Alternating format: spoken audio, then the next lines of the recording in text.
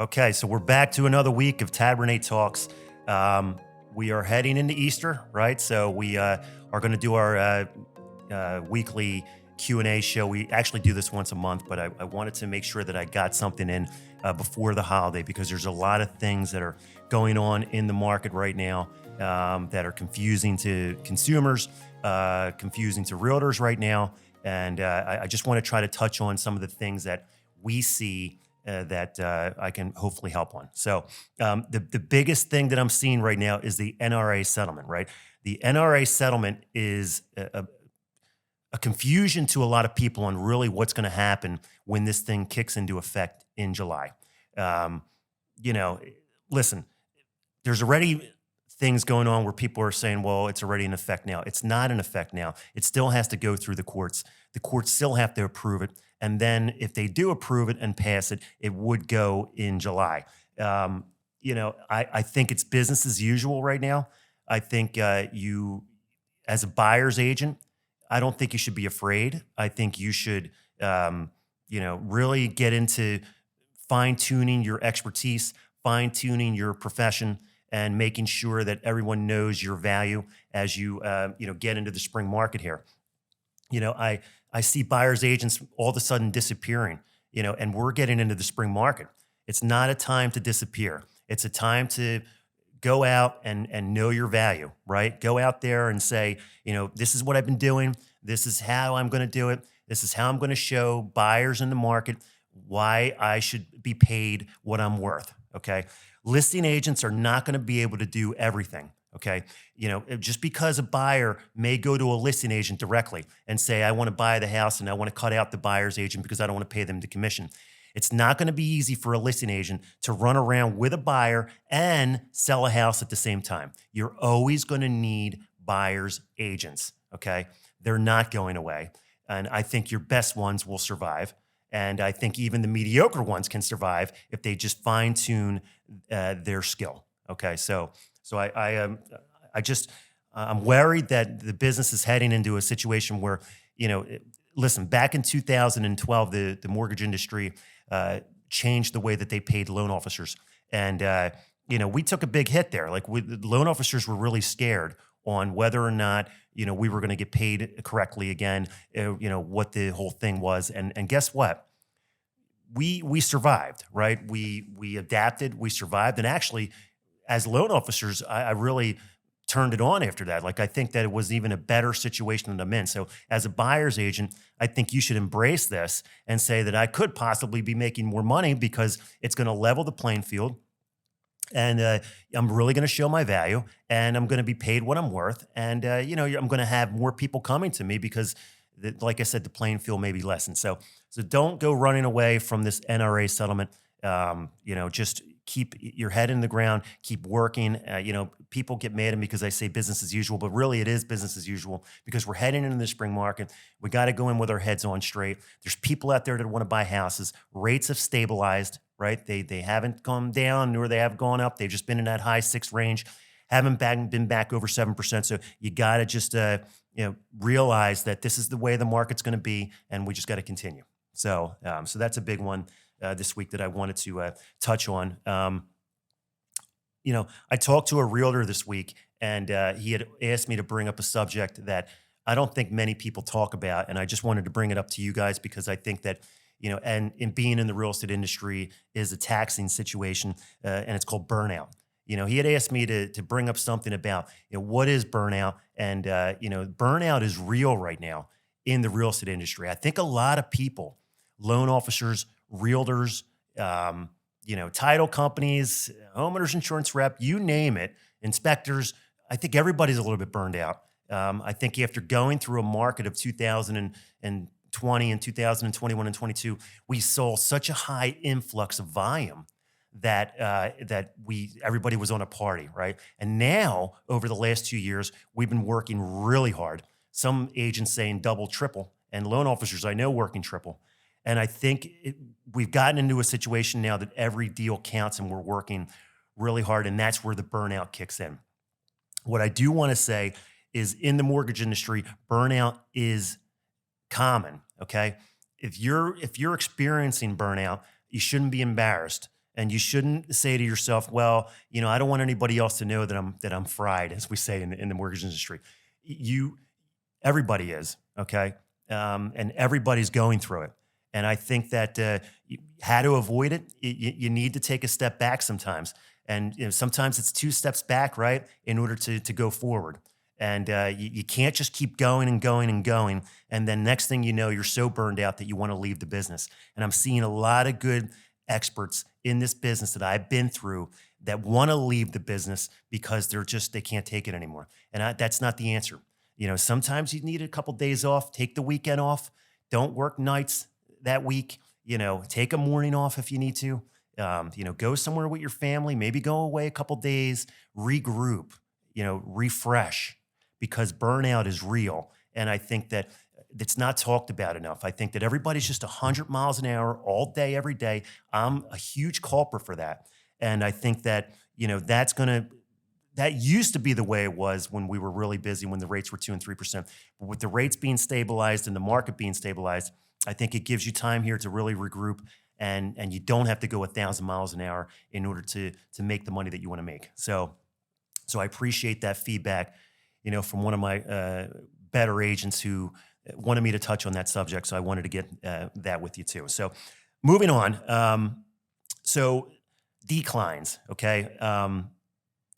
Listen, there's not a lot of volume out there, okay? The volume obviously has gone down in the mortgage industry and the real estate industry. There are some people that are still killing it, but the volume has gone down, all right? And I don't care who you are. There's a lot of mortgage companies out there that are just saying, yes, yes, yes, we could do everything, because you're so hungry and so desperate to want to close deals that they'll say yes to anything that breathes, even if they know that they can't do it. This is something that I pitch constantly. If you go on my Facebook and my Instagram and my LinkedIn, I'm constantly pitching, go with who you know, right? Go with someone local, right? Who you work with matters, right? I constantly say that because I keep seeing it every week. Someone comes in and says, oh, yeah, well, Alex kind of fumbled, or someone on Alex's team fumbled, and I have another lender that can do the deal, no problem, and they'll just close it the next day and have a nice life, right? So you can't trust everything that you hear, all right? Because a week later, I'll hear that company wasn't able to close the deal either. And they come back to me, and then they say, can you still help me? And can your team still step in and try to get us closed quickly? Don't trust everything that you hear. Just because one company says that they can't do it doesn't mean an automatic other company can do it.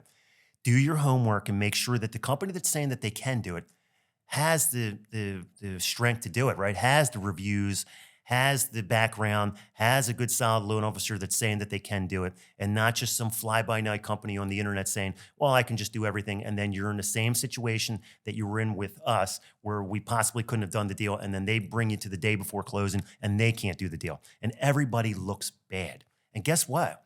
Nobody gets paid.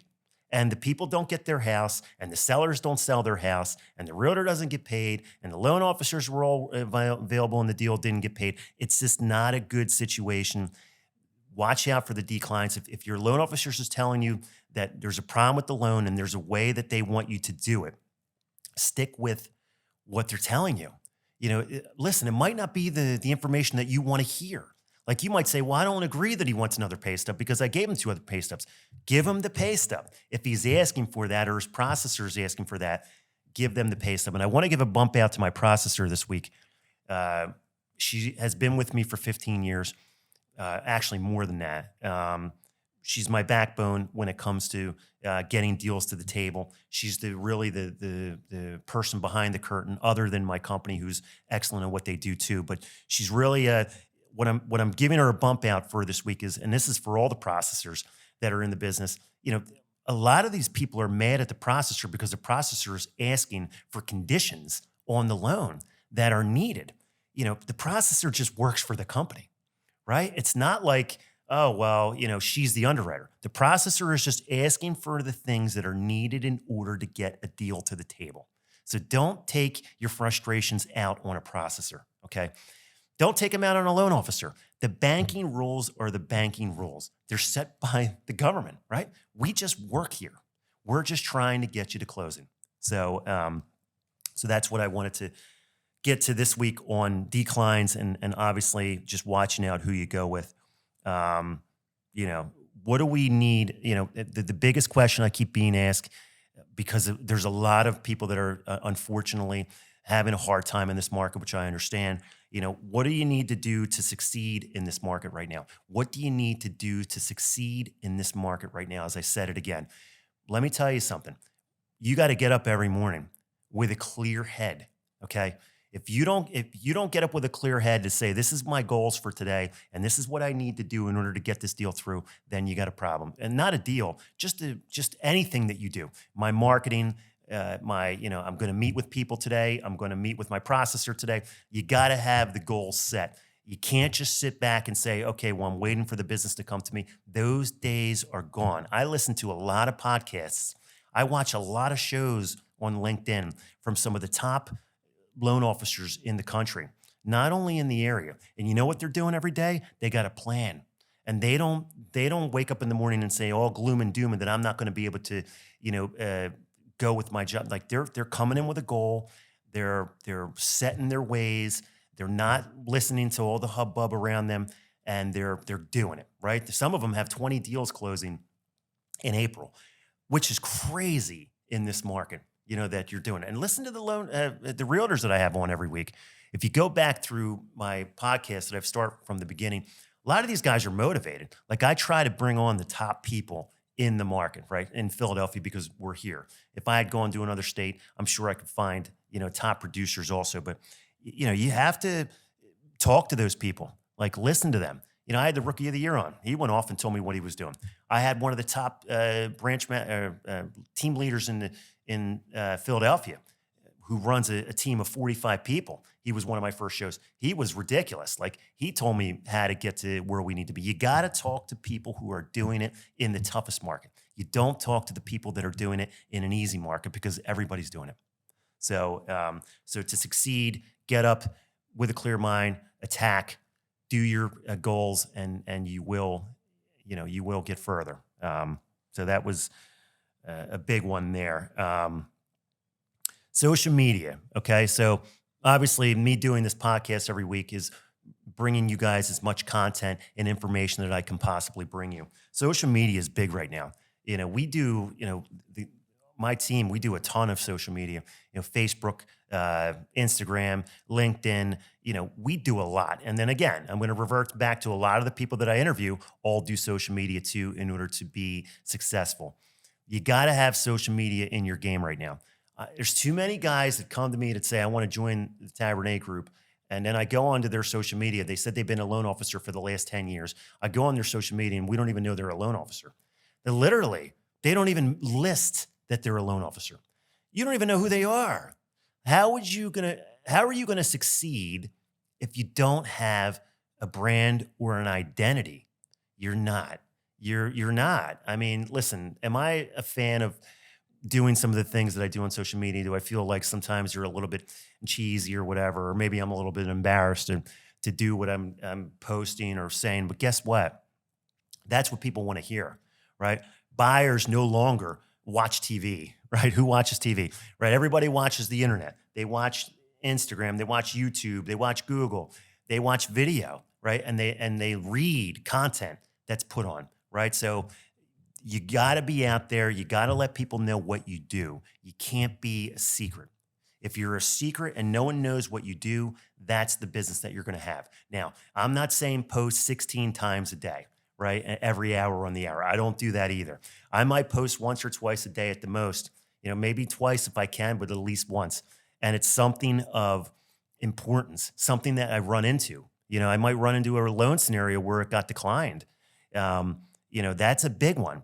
I might run into a win. I closed a really big deal today down at the shore. I want everybody to know about it. Sure, you're excited, but there's something that is out there. If you can't find one piece of content that you could post once a day, or at least once every other day, if not once a day, then you're not in the mortgage business or in the real estate business, because there's so much content that could be found that you could post that it's mind-boggling. So social media is huge, and you should focus on it constantly to further your business.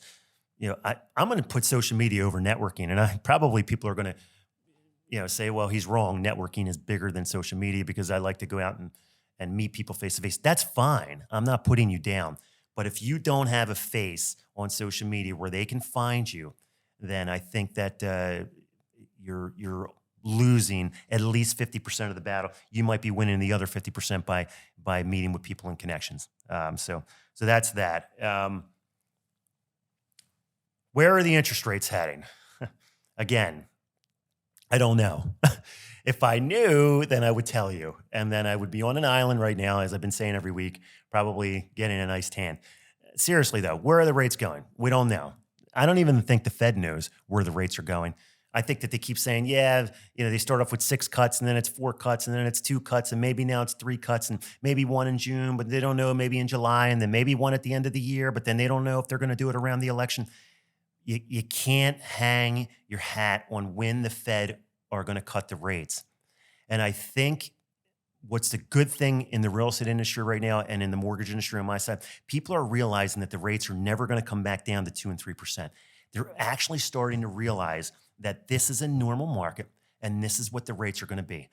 6%, 6.5%. This is the new norm. Now, if something exciting happens where they do cut them and they happen to get into the 5s and 4s, great, right? It's wonderful. Let's refi everybody again and have a big party. But until then, I think the public, the general knowledge of the public is, that the rates are finally steadying off, and I think we may see some rate cuts this year. I am on board with all the experts saying that it's going to be 2 or 3 rate cuts this year, and I think you will see things leveled back down maybe to the low 6s is what I'm thinking, just my prediction. But it is what it is, guys, and I think you can't keep sitting on the sideline saying, well, I'm waiting for the rates to go to 4% and 3%. You're going to be waiting a long time, and you're missing the boat. You could be buying real estate right now, and you sit on it, right? You gain the equity. You build your portfolio, and then you can always refinance down the road when that happens. If a loan officer is telling you that you're going to refinance in the next 6 months, they don't know that, right? Nobody knows when these rates are going to go down. So if they're promising you, well, the next 6 months we're going to refi anyway, we don't know that. It could be a year. It could be 2 years. So listen to the truth. And just if you like the deal and you like the payment and you want to buy real estate because you want to further your portfolio, just do it. Okay. And I said it, and I'm probably going to get a lot of naysayers on that because I just know that everybody's thinking, well, Alex, you don't know. I mean, the rates are 6.5% and 7%. The payments are so high on everything. Yeah, the payments are so high on everything. But I just saw something on Facebook. You're complaining about the rates being 7%, but how about your credit card bills being 25%? And your car loans being 17%. You don't have a problem paying that monthly, but you have a problem paying mortgage interest rates that are 6.5% and 7%. It doesn't make sense. You pay $2,000 a month in credit cards, but you don't want to pay a $1,500 a month mortgage payment. I posted something on social media where, some guy pays $2,500 a month in rent right now, but we can't approve him to pay a $2,000 a month mortgage payment. So the mortgage company shot him down and said $2,000 a month is too high for you to pay. But right now he's paying rent of $2,500 a month. If you can pay the rent, take the shot, go for the mortgage. If you can get approved for it, then go for it. Why pay the $2,500 a month in rent? So, stick with that. Service is a big one right now too. Just because someone's telling you that you're getting a low interest rate doesn't mean you're going to get service. I got a lot of people cutting my throat. Oh yeah, Alex gave me 6.5 and Alex, this guy's giving me 5.5. That's called just a lower interest rate. Can that guy actually service you? Will he answer your phone calls on the nights, weekends? Will he get back to you? Will he get back to your realtor? I got a lot of realtors that say, hey, Alex, the person went with another company because you didn't have that good of a rate, but I can never get the guy on the phone. The guy won't respond to me on email. He won't respond to me on a text message. We don't even know that he's alive, versus you respond, within the hour, whether it's good news, bad news. If you're in a meeting, you text us to say you're in a meeting. We need somebody who is answering the phone. Now, even though your interest rate may be a little bit higher because this guy undercut you, it doesn't matter. Sometimes rates don't matter if you're not going to get the service in order to get you to closing. Okay. I see it all the time. Some Joe Schmo company comes out of nowhere and undercuts me and says, I'm going to give this guy a really awesome rate. And then Joe Schmo disappears the minute that the client accepts the deal and says, okay, I'm going to lock in with Joe Schmo. Have a nice life, Alex. Great. But are they ever going to get back to you? And are you going to get to closing on time? And are they going to communicate with your realtor? Probably not. Okay. It's not all about interest rates, guys. Interest rates are nice. Interest rates are great because it's going to make your payment low. But if you don't get the service that you need in order to get to closing, you got a problem. Okay. Then the interest rate doesn't matter if they can't close you. I always say, that's great they give you 2%, but if they can't close you, then what's the point of getting 2%? So that's a big one there. Service versus interest rates. Service always wins. Interest rates, I would say, are in second place because if you don't have the service to get you to closing, you're not going to get the interest rate anyway. Good. So what else do I see? I'm now calling myself, and I'm going to make everybody on my team, even my processor, we're going to call ourselves buyer's agent advocates. Okay. I heard this on a podcast from a very well-known expert in the business, loan officer. He closes hundreds of millions a year. No, he's not in Philadelphia or New Jersey, but he's local. Okay. And he is a buyer's agent advocate. You know, what that is listen, with this new world that we're going into, and I'm going to revert back to the NRA settlement that everybody's getting worried about. Buyer's agents are coming into focus now on whether they're worth what they are being paid. Okay. You know, I deal with a lot of buyer's agents. Like I'm probably, 80 to 90% buyer's agents. And then I have about maybe 10 to 20% listing agents that I deal with. And everybody's saying to me, well, Alex, aren't you scared that, you may not have a career because buyer's agents are going away? That is ridiculous. I'm going to be your advocate. If you work with me and and I run into a buyer, I'm going to let them know they need to work with you, right? They need to work with a buyer's agent because I think a lot of clients are going to be out there now and they're going to be calling mortgage guys directly, or their attorney or wherever their title rep friend or whatever they're going to do. And they're going to say, listen, I want to deal with, should I just go and buy this listing on my own? Or no, you need to deal with a buyer's agent. Okay. And here's a list of people that I have. And this is a 90 or 100 tasks of what these buyer's agents do in order to get you to closing. I don't think the public really knows the behind the scenes, what goes on with a buyer's agent and a loan officer, and what we do in the mortgage industry, even to get a closing to the table. And we work closely with the buyer's agents in order to get the buyer to closing. We need that. You need a team. You can't just deal with one person. One person can't do it all. Okay. So, my biggest thing is letting everyone know in the public that you need a professional to help you get to closing. And I'm going to be that person. If I run into buyers that are looking for, referrals, I'm always going to stick with my buyer's agents to say, you got to go with these guys. Hey, listen, they charge you whatever they charge you. I don't, everybody's saying these commissions, we're never negotiable. We're always negotiable, right? You could always negotiate your commission.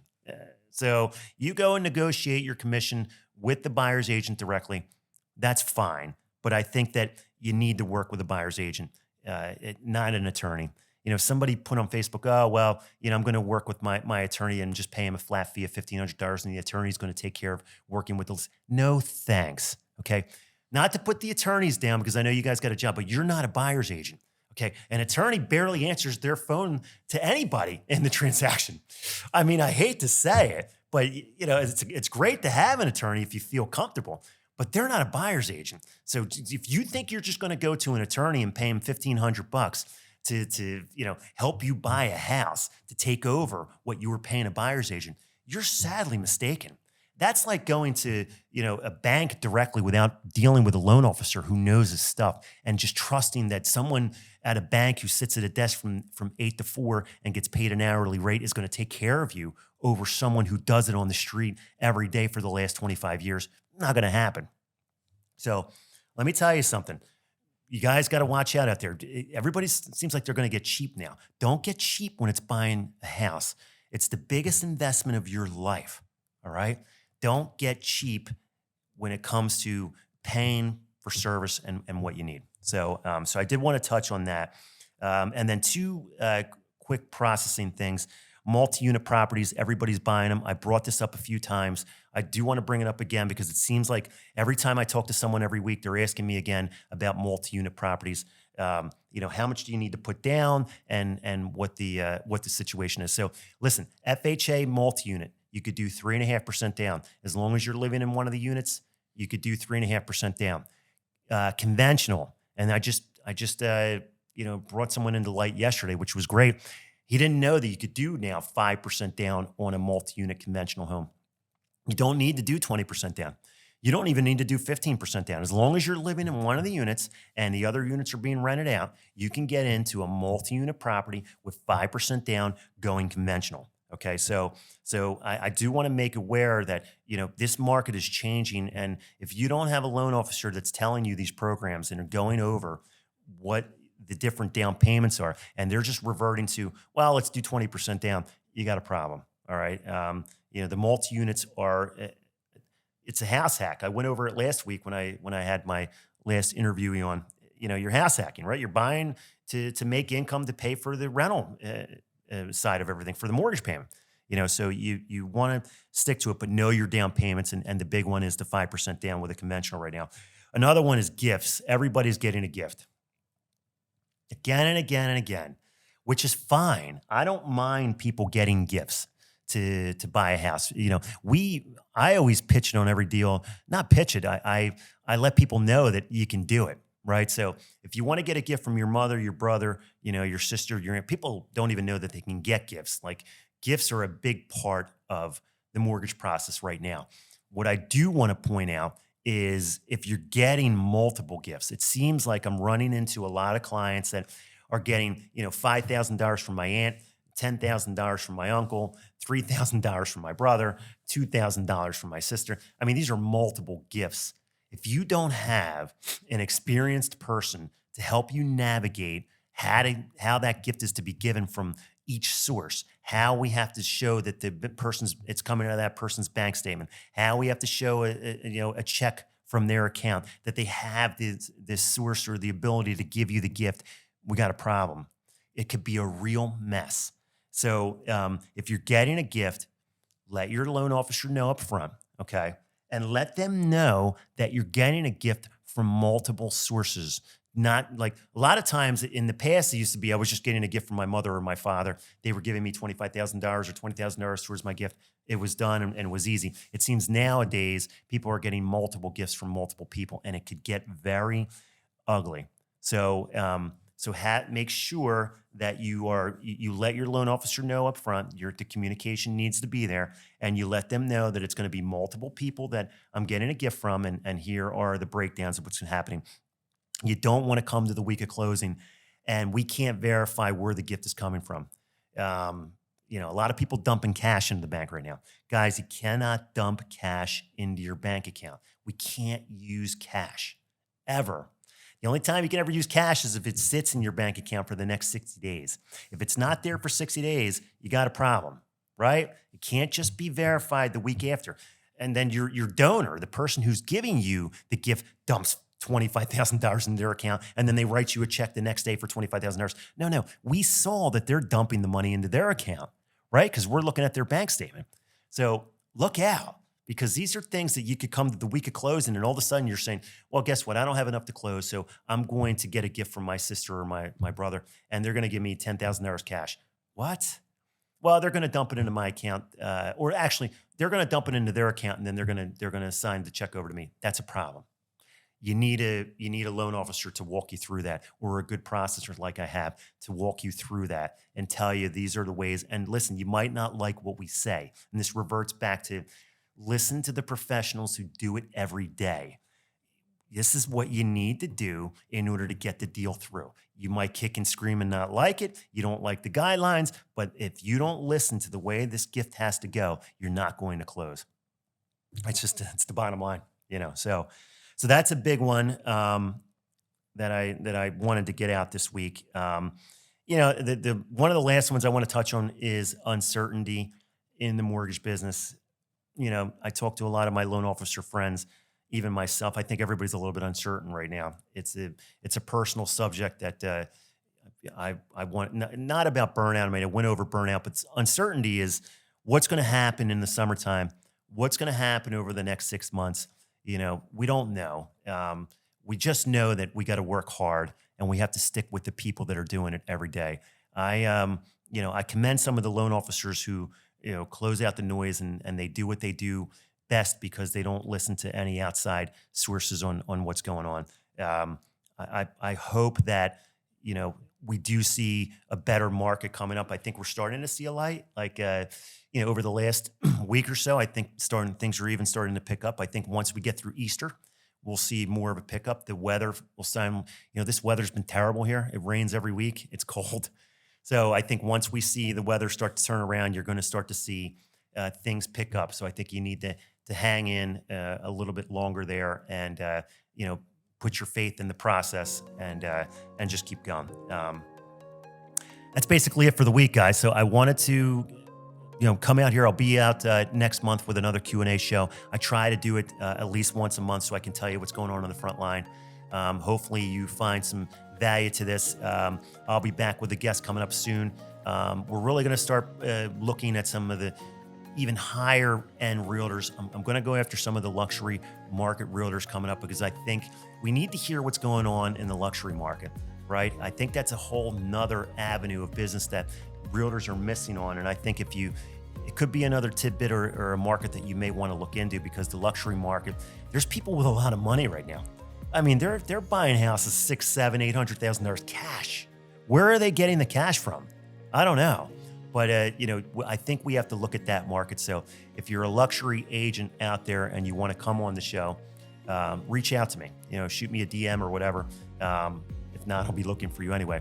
But if you think you have some value to add with the luxury market, whether it be in Philly or Jersey, I would love to have you on and, maybe give us another avenue of some business that people may be missing out on. So have a great week, guys. Happy Easter. And I will see you soon. Thank you.